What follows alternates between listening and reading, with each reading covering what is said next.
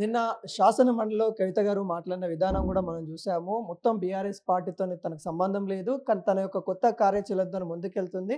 నిన్న gun park దగ్గర కూడా నేను ఒక రాజకీయ ప్రస్తావనతోని ముందుకొస్తా ఉన్నాను. రాజకీయ పార్టీ కూడా త్వరలో రాబోతా ఉంది. దానికి సంబంధించి దిశానిర్దేశం త్వరలో మేమైతే తీసుకోబోతా ఉన్నాం అన్నట్టు కూడా చెప్పడం అయితే జరిగింది. ఈరోజు వాళ్ళ పార్టీ ఆఫీస్‌లో కూడా రాష్ట్ర స్థాయి కార్యకర్తలతోని మొత్తం మీటింగ్ అయితే ఏర్పాటు చేయడం అయితే జరిగింది.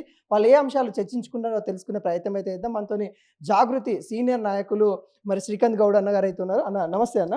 అన్న ఎటువంటి కార్యాచరణతోని ముందుకెళ్తా ఉన్నారు? నిన్న మొత్తం చూసాము. తెలంగాణ మొత్తం గూడా కొంత షాక్ అయిన వాతావరణం గూడా చూసాము. ఆ మండలిలో కవిత గారు మాట్లాడిన మాటలు గూడా షాకింగ్‌కి గురి చేశాయి. ఎట్లా చూస్తున్నారు? ఏంటి కార్యాచరణ?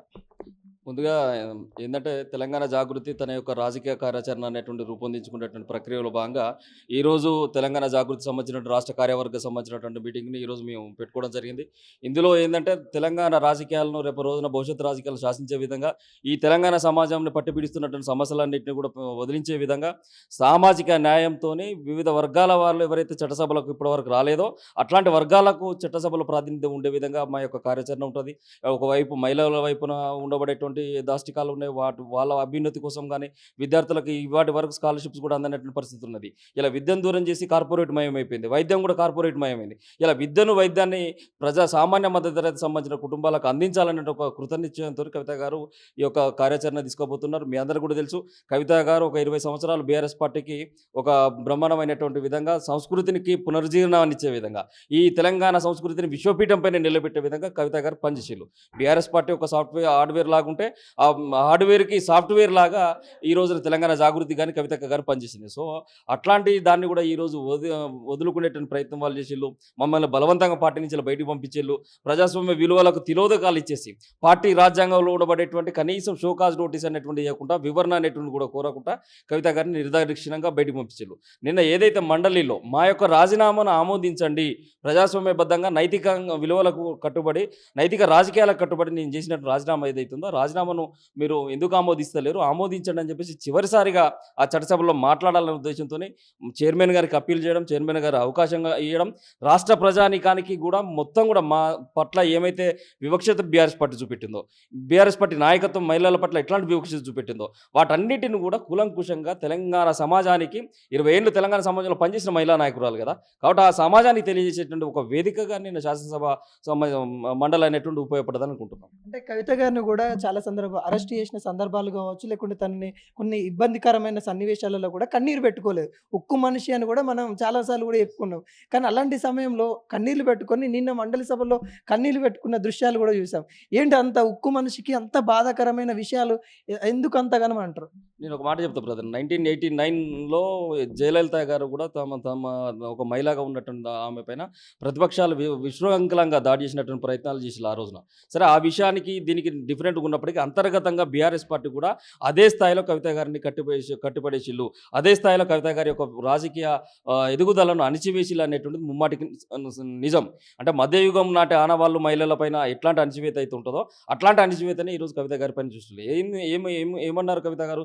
33% రిజర్వేషన్ కనుక తెలంగాణ ప్రాంతంలో వస్తే ఇక్కడ 50-60 మంది శాసనసభ్యులు మహిళలు అవుతారు. అట్లాంటి పరిస్థితి కనుక వస్తే కవితక ఒక పవర్ సెంటర్గా అవుతుంది, మా కుర్చీలకు ప్రమాదం జరుగుతుంది అని చెప్పేసి ఎవరైతే కుట్రదారులు ఉన్నారో ఆ కుట్రదారులు చేసినట్టు కుట్రలో భాగంగా మా పైన జరిగినాయి. ఇయాటి వరకు కూడా మొండి ధైర్యంతో కేసీఆర్ గారికి ఎంతటి మొండి ధైర్యం ఉంటుందో, ఎంతటి వజ్ర సంకల్పం ఉంటుందో అంతే వజ్ర సంకల్పం ఉన్నటువంటి నాయకురాలు కవితక. అంతా జరిగినప్పటికీ కూడా ఈడీతోని సిబిఐతోని వీళ్ళతోని మేము కొట్లాడుకుంటూ ఉన్నాము. దాదాపు 5.5 నెలలు తిహార్ జైల్లో సెంట్రల్ జైల్లో పెడితే కూడా వాటిని కూడా మేము పంటి కింద బిగబట్టుకొని ఉన్నాము.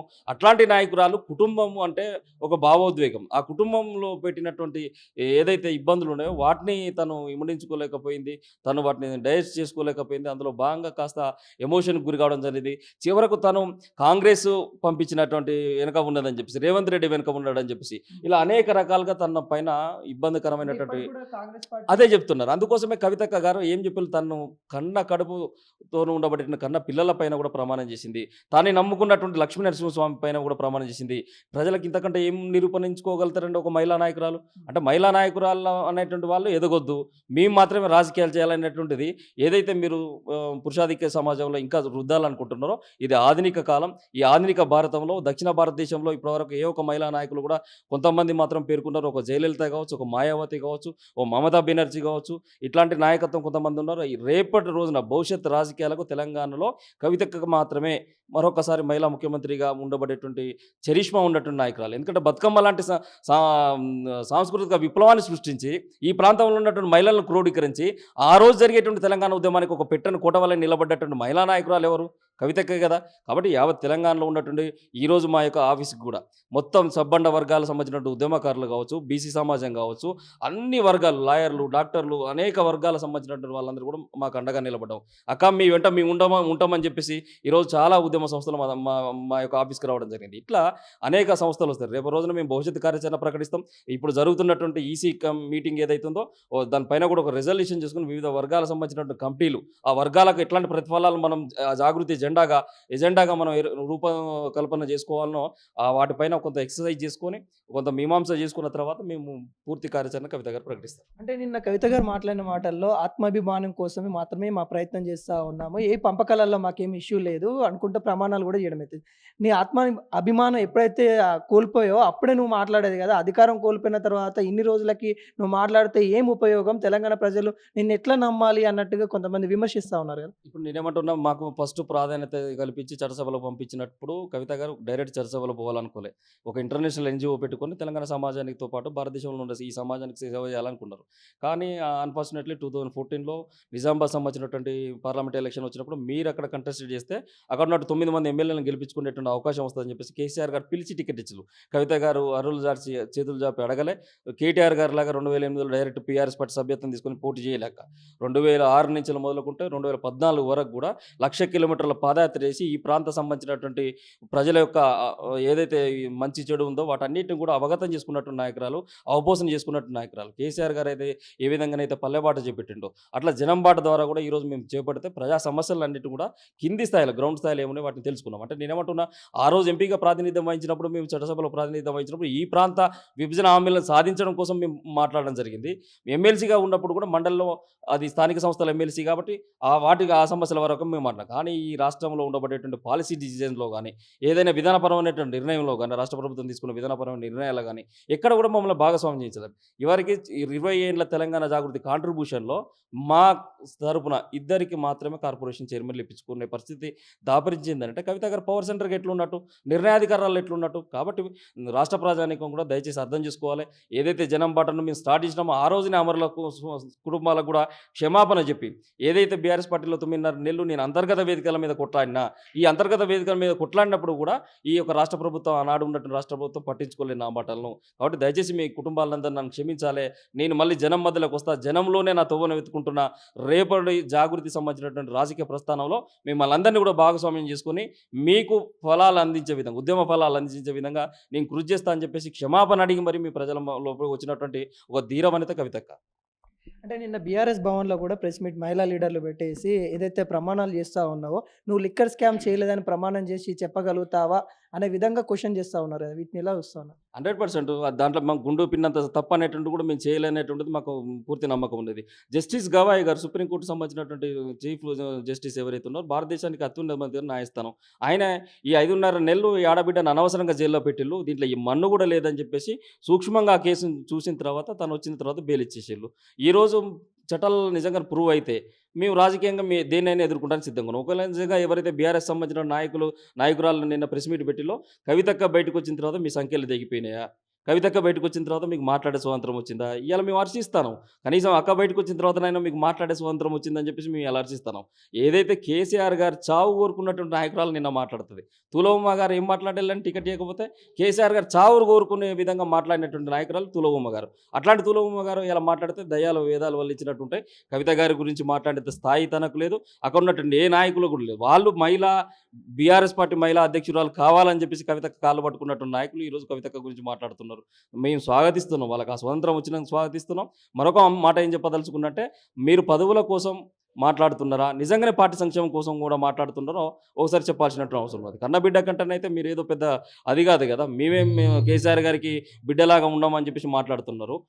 కేసీఆర్ రక్తం పంచుకున్న పుట్టిన బిడ్డ కదా, అదే మొండి ధైర్యం ఉంటుంది, అదే పోరాటాలు చేస్తుంది. ఆ పోరాటాలను వదిలిపోమని చెప్పడానికి మీకు ఎట్లాంటి అర్హత లేదు కదా.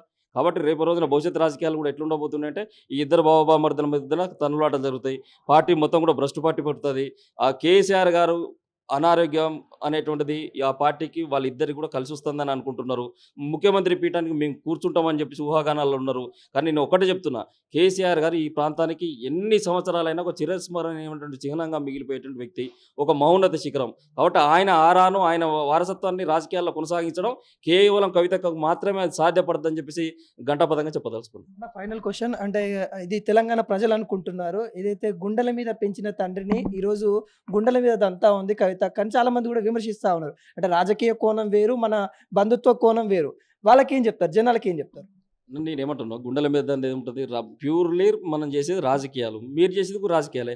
తెలంగాణ రాష్ట్రాన్ని సాధించినటువంటి ఉద్యమ పార్టీ అని చెప్పుకున్నటువంటి ఉద్యమ పార్టీ ఉద్యమకారులకు ఇక్కడ అవకాశం ఇవ్వకుండా బీటీ బ్యాచ్, బంగారు తెలంగాణ బ్యాచ్ అయినటువంటి పట్నం మహేందర్ రెడ్డి, నీరబెల్లి దయాకర్ రావును, తలసాని శ్రీనివాస్ యాదవ్ను, లేకపోతే దానం నాగేందర్ను, ఇట్లాంటి ఉద్యమ ద్రోహులను చేర్చుకునే పక్తు రాజకీయ పార్టీ కాలేదు మీరు.